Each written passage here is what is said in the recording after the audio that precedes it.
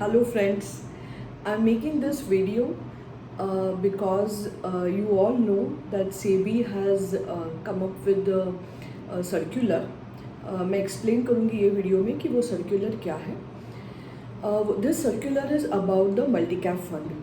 Now what is multi-cap fund? Multi-cap fund is a fund which has large cap, mid cap and small cap in it.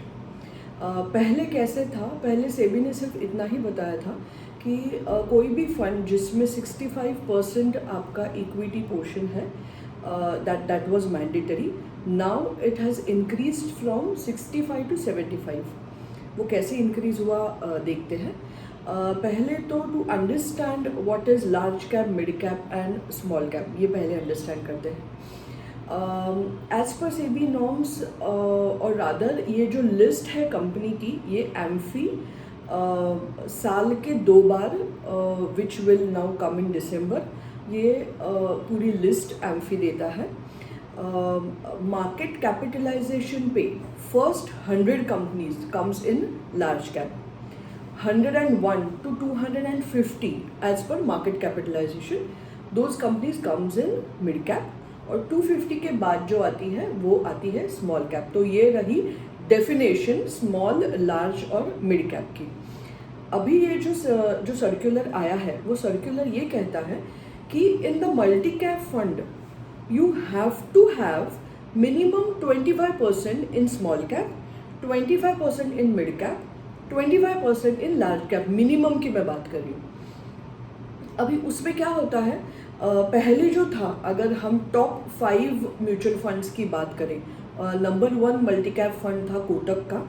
वो as per the number 1 multi cap fund of Kotak approximately was on 73% large cap, 72% large cap और 28% mid cap और 0% small cap था. तो इसमें अगर एक normal investor अगर कोटक के मल्टी कैप में इन्वेस्ट करता है, तो नॉर्मल इन्वेस्टर बोलेगा कि this is kind of a large cap fund, इसमें मुझे स्मॉल कैप का कोई एक्सपोजर ही नहीं मिल रहा है. So that might be the reason. I am just understanding the reason why SEBI must have done that. This can be the reason कि एक actual investor अगर मल्टी कैप का मतलब क्या है, मुझे तीनों का एक्सपोजर चाहिए, स्मॉल, मिड एंड लार्ज, इसमें इन्वेस्ट करता है, तो उसको स्मॉल का भी एक्सपोजर होना चाहिए. The second fund which was Motilal Oswal का फंड था मल्टी कैप, उसमें भी अगर दोस्तों देखो तो 86% was in large cap and 9% in mid cap and only 5% was in small cap.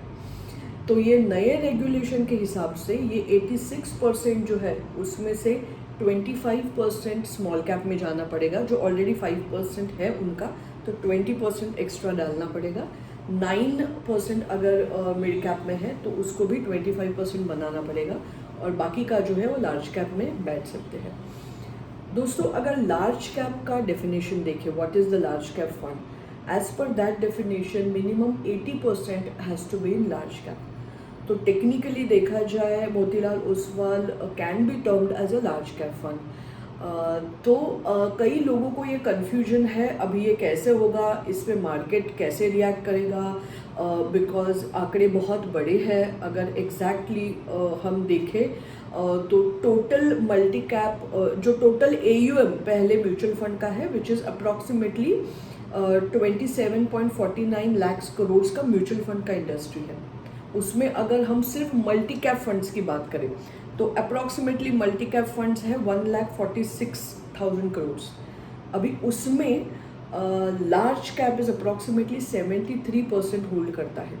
वो 73% से निकल के, बिकॉज ऑब्वियसली अगर स्मॉल एंड मिड में 25-25 का रेशो मेंटेन करना है तो लार्ज से ही पैसा निकलना पड़ेगा. तो लार्ज से अप्रॉक्सीमेटली 33,000 करोड़ बाहर जाएगा. उसमें 4,000 करोड़ मिड कैप में इन्वेस्ट होगा, रेस्ट मोटा 29,000 करोड़ स्मॉल कैप में इन्वेस्ट होगा. Now there is a huge confusion and anxiety in the investors की 33,000 करोड़ इतना बड़ा पैसा अगर मार्केट से निकलेगा, लार्ज कैप से निकलेगा, तो क्या मार्केट सस्टेन कर पाएगा, मार्केट में फॉल दिखाई देगा etcetera etcetera. So guys, I don't think 33,000 ये बहुत बड़ा फिगर है. If you compare it with the total mutual fund AUM which is 27.49 lakhs crore, तो हार्डली उसका सम 1.22% 33,000 करोड़ होता है। तो को रिलेशन विद दैट ये बहुत छोटा फिगर है। तो मुझे नहीं लगता है कि ये न्यूज़ से मार्केट में कुछ फॉल आएगा।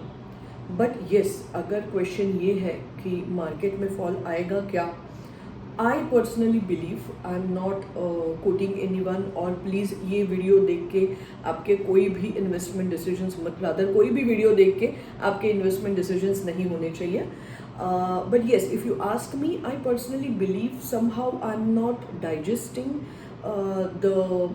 what is going on in the market, because market is going too high when economy is too low. अपना GDP is almost 23% down, which is not a good sign. There are many layoffs are there in the market. Market में businesses नहीं है, results are bad, companies are doing bad. Corona के पहले भी situation ख़राब ही था, corona के बाद तो बहुत ज़्यादा सिचुएशन ख़राब है। Now in such scenario many people are asking why market is up. So उसका एक बिगेस्ट रीज़न हम बता सकते हैं, one of the few reasons में से एक रीज़न है कि बहुत ज़्यादा लिक्विडिटी है। कई देशों ने जहाँ पे जैसे यूएस इलेक्शंस है, वहाँ पे बहुत ज़्यादा लिक्विडिटी आई है मार्केट में। Because of that liquidity obviously you will find the liquid funds have got hit and market also is, वो एक लेवल मेंटेन करके रखा है। बट मुझे संभव ऐसा लगता है कि ये कोई हेल्दी साइन नहीं है। मार्केट अच्छा होने का healthy sign can be economy is good, companies are improving, सब अच्छा है, which is not the case. So I believe that market will go down.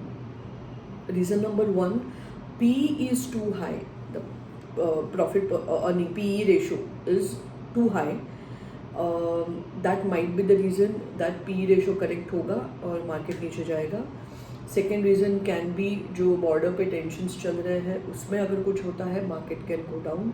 Third reason can be जो इलेक्शंस, यूएस इलेक्शंस में हमको expect है वैसा result नहीं आएगा, market will go down. There can be many reasons, but I don't think the SEBI circular जो अभी circular जो लेके आया है, that is the reason of market going down. I don't think so, because वो एक छोटा इम्पैक्ट होगा। अच्छा, कब सेबी ने बोला है कि हम ये करेंगे? फंड मैनेजर्स को डेट दिया है जनवरी 2020।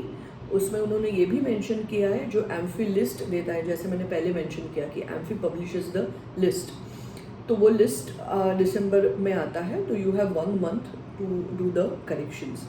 अभी मेरे हिसाब से 2 पॉसिबिलिटी है इसमें। मोतीलाल ओसवाल जैसे फंड्स जहाँ पे बहुत ज़्यादा हाई है large cap, they might convert it into large cap funds. इसका मतलब क्या है? Because as per the large cap fund definition already वो उसमें फॉल कर रहे हैं, so they might merge it with large cap, because you can not have 2 large cap, that is also a SEBI circular. So they might merge it with the large cap funds, और they might do the internal arrangement. Both things are possible. So guys, don't be panic. ये news इतना बड़ा नहीं news है जिससे market को hit होगा। मैंने आपको बताया कि मार्केट के हिट होने की न्यूज़ क्या है। So if you are sitting in the blue chip और लार्ज कैप फंड्स, हैज़ार्डली सेल मत करना only because of this news. But yes, if you strongly believe और if we both have the same belief कि market will go down in the near future, then obviously you can book the profit and you can sit ideal with the liquid or in bank, and always be a investor. Market sentiment से movement से आपके decisions मत लेना। If you are an equity investor, you have to have a 10+ years horizon in the market. So stay invested, be safe, be happy. Thank you.